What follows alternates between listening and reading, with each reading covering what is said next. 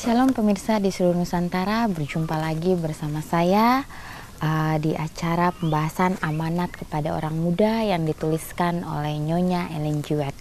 Tapi sebelumnya saya mengundang kita berdoa. Bapa di surga, Bapa yang baik, terima kasih di kesempatan yang indah ini. Engkau masih memberikan kesempatan kepada kami untuk mempelajari firman-Mu. Hadirlah bersama-sama dengan kami, khususnya biarlah Engkau memberikan pengertian kepada kami ya Bapa.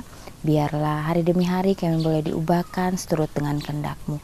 Kami menyerahkan akan kehidupan kami sepenuhnya hanya ke dalam tangan-Mu. Ajarlah kami untuk selalu mempunyai roh kerendahan hati, mengasihi satu dengan yang lain. Terima kasih ya Bapa. Di dalam nama Tuhan Yesus kami telah berdoa. Amin. Ya pemirsa, kalau pemirsa mempunyai buku seperti ini, ya kita boleh buka bersama-sama di halaman 65, ya halaman 65 yang berjudul Pertobatan yang Benar. Di sini dikatakan, dan aku memercikan air suci kepadamu, lalu kamu akan suci. Maka daripada segala kecemaranmu dan daripada segala berhalamu, aku akan menyucikan kamu. Dan aku akan mengaruniakan kepadamu hati yang baru dan roh yang baru akan kukaruniakan di dalam batinmu, dan hati batu itu akan kulalukan dari dalam tubuhmu, dan hati daging pun akan kukaruniakan kepadamu. Banyak orang yang berkata-kata kepada orang lain tentang keperluan satu hati yang baru. Tidak diketahui sendiri apa maksudnya perkataan-perkataan ini. Terlebih orang-orang muda suka tersentuh pada sebutan satu hati yang baharu. Mereka tidak tahu apa artinya perkataan itu. Mereka menantikan satu perubahan yang luar biasa. Yang luar biasa. Mereka sebutkan ini pertobatan. Kesesatan ini sudah membuat beribu-ribu orang jatuh ke dalam kebinasaan. Oleh karena mereka tidak mengerti akan sebutan kamu harus dilahirkan kembali. Ya, kalau kita mendengar dilahirkan kembali, kita mengingat akan cerita daripada Nikodemus, ya, di mana dia ingin mengikuti akan juru selamat, dan apa yang harus dilakukan? Yesus bilang dia harus apa? Lahir kembali, lahir hidup yang baru, ya, bukan masuk ke dalam kandungan ibu, tapi kita harus hidup yang baru, yaitu meninggalkan akan segala kehidupan lama kita. Mungkin kehidupan lama kita kehidupan yang sangat pahit, kita harus tinggalkan semuanya itu, dan kita mengikuti Yesus. Kita ubah akan sifat-sifat buruk kita, dan kita akan mendapatkan karakter seperti Yesus. Bukan perasaan, tetapi satu kehidupan yang telah diubahkan. Setan berusaha supaya manusia berpikir bahwa kalau mereka sudah ada perasaan gembira, lalu mereka sudah bertobat, tetapi pengalaman mereka tinggal biasa saja. Perbuatan mereka masih sama seperti dahulu. Kehidupan mereka tidak membawa buah-buah yang baik. Mereka banyak kali berdoa dan doanya panjang-panjang. Dan mereka terlalu menyaksikan tentang perasaan-perasaan yang mereka telah dapat waktu ini dan pada waktu itu. Tetapi mereka tidak hidup dalam satu kehidupan yang baharu. Mereka disesatkan. Pengalaman mereka tidak menjadi lebih dalam daripada hanya perasaan saja. Mereka membangunkan rumahnya di atas pasir, dan kalau angin ribut datang, maka rubuhlah rumah itu.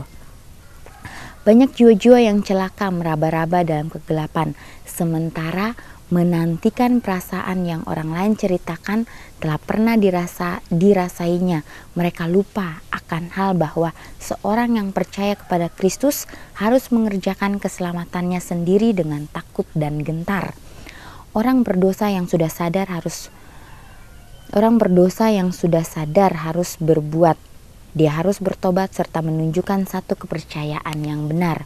Waktu Yesus berkata tentang hati yang baru, maksudnya yaitulah pikiran, kehidupan, segenap keadaan manusia mendapat perubahan dalam hati. Artinya membuangkan segala cita-cita dunia dan ikut akan cita-cita itu kepada Kristus, menyerahkan cita-cita kita ini kepada Kristus. Mempunyai hati yang baru artinya mempunyai pikiran yang baru, maksud-maksud yang baru, dan gerakan hati yang baru. Apakah tandanya satu hati yang baru? Satu kehidupan yang telah diubahkan. Tiap-tiap hari dan tiap-tiap jam kita harus mati kepada kekikiran dan kesombongan. Jadi kita harus mempunyai penyangkalan diri. Bila mana kita menyukai, misalnya kita menyukai saya hari ini saya tidak lagi menonton televisi, sinetron, itu kita harus apa? Kita harus buang, ya, kita harus buang dan kita menggantikannya dengan apa? Dengan mempelajari akan firman Tuhan atau menonton akan apa? Akan hal-hal yang rohani. Kita harus bisa apa? Mengubah kehidupan kita untuk apa? Untuk berjalan bersama-sama dengan Yesus. Melakukan peragaman yang benar dalam kehidupan. Sebagian orang membuat satu kesalahan besar dengan berpikir kalau mereka hidup dengan alim maka mereka tidak lagi berbuat amal. Tetapi satu agama dengan tiada penurutan atau pertobatan yang benar membuat kita tulus betul dalam pergaulan kita dengan sesama kita manusia. Kita setia dalam pekerjaan kita tiap-tiap hari, tiap-tiap penurut Yesus yang tulus akan menunjukkan bahwa agama kitab suci memberikan kepadanya hak akan menggunakan segala talentanya dalam pekerjaan Tuhan. Jangan kamu lemah dalam kerajinan. Perkataan-perkataan ini akan digenapkan dalam kehidupan tiap-tiap orang Kristen yang benar. Biarpun pekerjaan itu rupanya amat berat, tetapi engkau bisa memulihkannya oleh cara bagaimana engkau jalankan pekerjaan itu. Buatlah itu seperti untuk Tuhan, buatlah itu dengan kesukaan dan dengan kesopanan dari surga. Adalah segala asas-asas yang mulia yang dilakukan dalam pekerjaan itu yang menjadikan dia berkenan di hadapan pemandangan Tuhan. Perbaktian dengan tulus hati menghubungkan hamba-hamba Tuhan yang paling rendah di atas dunia ini dengan hamba-hamba Tuhan yang paling tinggi dalam mahligai surga. Sebagai anak-anak laki-laki dan perempuan dari Tuhan, haruslah orang-orang Kristen berusaha mencapai cita-cita tinggi yang dihadapkan kepada mereka itu dalam kitab Injil. Mereka harus jangan bersenang dengan sesuatu yang kurang daripada kesempurnaan, karena Kristus telah berkata, biarlah kamu menjadi sempurna sama seperti Bapamu yang di surga sempurna adanya. Ya, jadi di sini katakan biarlah kita jangan menjadi lemah dalam kerajinan kita. Jangan pernah kita apa? Jangan pernah kita memikirkan hal-hal yang apa? Hal-hal yang jauh dari Tuhan. Tetapi biarlah apapun yang kita lakukan dibilang kerajinan, ya, kerajinan. Berarti di sini apa? Kita harus terus bekerja. Ya, dikatakan di Lukas 16 ayat 10, kita harus bertanggung jawab dalam setiap hal apa? Hal yang kecil. Hal yang kecil itu biarlah pada saat kita di rumah, biarlah kita mengerjakan akan pekerjaan rumah, baik itu menyapu, cuci piring, mengepel, dan hal yang lainnya. Kita kerjakan dengan apa? Dengan sukacita. Kita lakukan itu untuk siapa? Untuk Tuhan. Ya, bukan untuk siapa-siapa, untuk Tuhan, melatih akan kehidupan kita sehingga kita bisa apa? Kita bisa rajin di dalam segala hal, ya, dalam segala hal. Dan dikatakan bila mana kita sudah bertanggung jawab dalam hal-hal yang kecil, Tuhan akan apa? Memberikan kita tanggung jawab dalam apa? Hal-hal yang besar, dan Tuhan akan apa? Sanggupkan kita untuk melakukannya. Ya, di dalam perkataan kita, baiklah kita apa? Baiklah kita mengucapkan akan apa? Hal-hal yang baik. Kita harus mempunyai kesopanan, dan kita tahu bahwa di surga itu di surga yang kita impikan, yang kita dambakan itu apa? Melatih kita di dunia ini, ya, melatih kita di dunia ini untuk apa? Untuk mempersiapkan diri kita untuk apa? Masuk kerajaan surga. Untuk itu kita harus mempunyai apa? Mempunyai akan kerajinan, perkataan yang lemah lembut, perkataan yang baik, dan kita juga lakukan semuanya itu untuk apa? Untuk Tuhan. Kehidupan yang disucikan. Biarlah kita mempelajari sabda Tuhan yang suci itu serta melakukan segala asas-asasnya yang suci dalam kehidupan kita. Biarlah kita berjalan dengan lemah lembut dan rendah hati di hadapan Tuhan serta memperbaiki segala kesalahan kita setiap hari. Janganlah kita menceraikan jiwa kita dari Tuhan oleh ketinggian hati kita. Janganlah mempunyai perasaan lebih tinggi dari orang lain serta merasakan diri sendiri lebih baik dari orang lain. Barang siapa yang pada dirinya hendaklah ia ingat asal hendaklah dia ingat supaya ia jangan jatuh. Damai dan sentosa akan menjadi bagianmu jikalau engkau menaklukkan kemauanmu kepada kehendak Kristus. Lalu kecintaan Kristus akan berkerajaan dalam hatimu serta menawan kepada Kristus pancaran segala perbuatan yang tersembunyi. Adat kebiasaan yang cerewet dan lekas marah bisa dilembutkan dan ditundukkan oleh minyak rahmat dari Kristus. Perasaan bahwa dosa kita telah diampuni akan membawa perdamaian besar yang meliputi segala pengetahuan. Akan ada satu pergumulan yang tekun hendak mengalahkan segala perkara yang menghalangi pengalaman Kristus yang sempurna. Segala perselisihan akan habis. Orang yang tadinya selalu mencela kesalahan orang lain, sekelilingnya akan melihat bahwa kesalahan yang lebih besar ada terdapat dalam tabiatnya sendiri. Jadi baiklah kita boleh menjadi terang kecil ya kalau kita berada di suatu malam yang gelap, mungkin padam lampu, bila mana ada lilin kecil yang menyala, maka dia akan apa? Akan menerangi semua kegelapan itu. Ya, tetap untuk itu biarlah kita boleh menjadi apa? Lilin-lilin kecil ya. Kita memancarkan akan terang itu kepada orang lain. Mungkin yang dulunya kita adalah seorang pemarah, seorang yang egois, memikirkan akan diri kita sendiri, tetapi bila mana kita mau berubah ya, kita kita akan apa? Menjadi terang kecil bagi orang-orang di sekeliling kita. Mereka akan lihat perubahan itu dan mereka akan apa? Bertanya-tanya dan mereka pun akan apa? Akan termotivasi untuk apa? Mengubah akan kehidupan mereka. Ya, dan biarlah pada saat kita ingin mengubah kehidupan kita untuk menjadi lebih baik, kita minta kepada Tuhan, kita berdoa dengan sungguh-sungguh, datang kepada Tuhan, maka Tuhan akan apa? Akan sanggupkan kita dan Tuhan juga akan apa? Akan mengetuk akan apa? Pintu hati dari orang-orang di sekeliling kita untuk apa? Untuk datang lebih dekat kepada Yesus. Ada orang-orang yang suka mendengar akan kebenaran dan merasa yakin ya, dan merasa yakin bahwa mereka telah hidup berseteru dengan Kristus. Mereka merasa dirinya dihukum serta mereka bertobat dari kesalahan-kesalahannya dan berharap pada jasa Kristus serta percaya kepadanya dengan sungguh-sungguh. Mereka mendapat keampunan. Setelah mereka itu berhenti melakukan kejahatan dan belajar berbuat baik, lalu mereka bertambah-tambah dalam karunia dan pengetahuan.